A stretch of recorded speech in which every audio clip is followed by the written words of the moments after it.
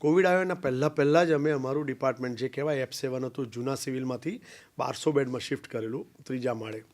અને થોડાક જ સમયમાં વેરી શોર્ટ ટાઈમ પીરિયડમાં કોવિડ ડિક્લેર થયો અને એડમિનિસ્ટ્રેશન એ વખતે હું ક્યાંય હતો નહીં એડમિનિસ્ટ્રેશનમાં એટલે એક કોલ આવ્યો કે ભાઈ તમારે પાછા બધાએ જૂના બિલ્ડિંગમાં જવાનું છે અને 1200 બેડને કોવિડમાં કન્વર્ટ કરી રહ્યા છે.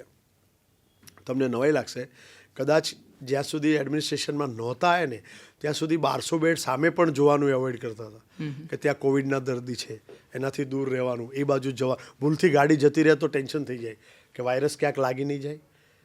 ક્યારેક આઇસોલેશનમાં પેશન્ટ રાખતા અને પેશન્ટ ક્રોસ થાય ને તો પણ એવું ટેન્શન થાય કે માસ્ક મેં પહેરેલો હતો કે નહોતો પહેર્યો. પછી ખબર પડી કે જે દર્દી ગયું દેટ મીન્સ કે એ વખતે એક હાવ હતો, ખબર નહોતી કોઈને. નવો વાયરસ છે, નોવેલ વાયરસ તરીકે આવેલો અને એની કોઈ જાતની કોઈની પાસે ઇન્ફોર્મેશન નહીં. અને જે રીતે મીડિયામાં અને અધરવાઇઝ જે રીતે બતાવવામાં આવતું એ રીતે એવું લાગતું કે જે આના ઝપેટમાં આવે તો મરી જશે.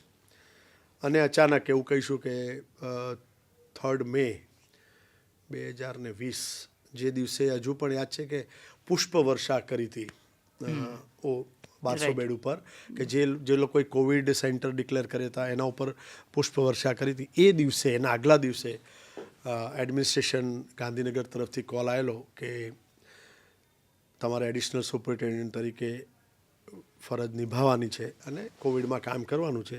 ત્યાં સુધી ખબર નહોતી કોવિડ શું છે. અને એ દિવસે એટલે કે 3 મે પછી હું અને ડૉક્ટર રજનીશ પટેલ અમને બંનેને એડિશનલ મેડિકલ સુપરિન્ટેન્ડન્ટ તરીકે એ દિવસે જોઈન કર્યું અને અમે ગયા. પહેલો દિવસની જો વાત કરીશ તમને નવાઈ લાગશે. આજે પણ એ છોકરો મારી સાથે ઓફિસમાં કામ કરે છે. પીપી કિટ કેવી રીતે પહેરવી ખબર નહોતી. એટલે એ લોકો 15-20 દિવસ સિનિયર હતા બાકીના બધા લોકો કે જે એ વખતથી કામ ચાલુ થયેલું. અમે થોડા લેટ જોઈન થયા. પીપી કિટ ખોલવાની કેવી રીતે પહેરવાની, પહેરીને પછી પૂછ્યું એને એ છોકરાને કે કોવિડ વોર્ડ ક્યાં આવ્યો તો કે ચલો લઈ જાઉં સાહેબ એમ. અને લિફ્ટનો દરવાજો ખોલ્યો અને પછી એને કહ્યું કે સાહેબ 3 નંબર દબાવજો અને પછી ઉપર બધું કોવિડ જ કોવિડ છે એમ.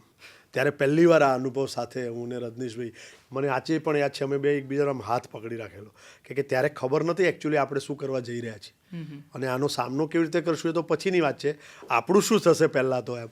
એ પરિસ્થિતિમાં અમે કોવિડમાં એન્ટર થયા